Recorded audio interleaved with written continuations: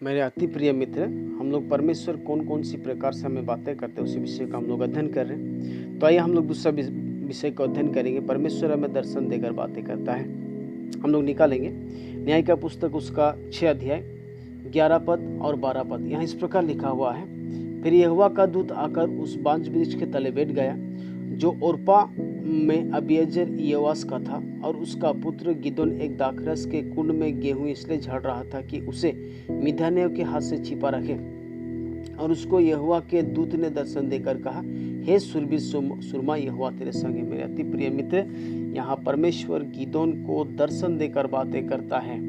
जिस इस्राएल जाति को परमेश्वर ने मिस्र देश से छुड़ाया था अपने ताकत के द्वारा और मिस्र के बड़े बड़े राजाओं को हराया था, उसी इस्राएल जाति को आज मिद्यानियों के हाथ से छिपना पड़ रहा है। गिदोन को परमेश्वर दर्शन देकर बातें करता है और परमेश्वर कहता है उसे, हे शूरवीर सुरमा, यहोवा तेरे संग है। मेरे अति प्रिय मित्र, परमेश्वर हमें दर्शन देकर भी बातें करते। उसी प्रकार अगर हम लोग प्रेरित काम उसका 10 अध्याय 9 पद और 10 पद 11 और 14 पद अगर हम लोग पढ़ेंगे, वहीं भी हम लोगों को पता चलता है कि परमेश्वर ने किस प्रकार पतरस को दर्शन दिया।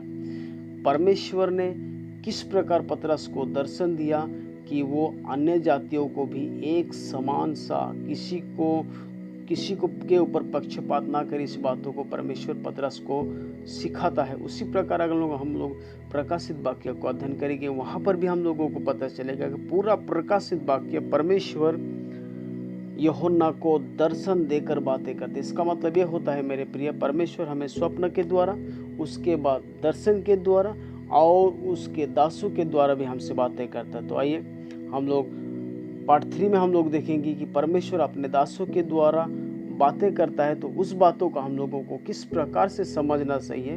क्योंकि बहुत सारे लोग ऐसे हैं जो प्रभु की बातों को बोलते हैं लेकिन उसका ट्रांसलेशन गलत करते हैं। इसी बातों को हम लोग समझने के लिए आइए हम परमेश्वर के दासों के वचन की ओर ध्यान करेंगे।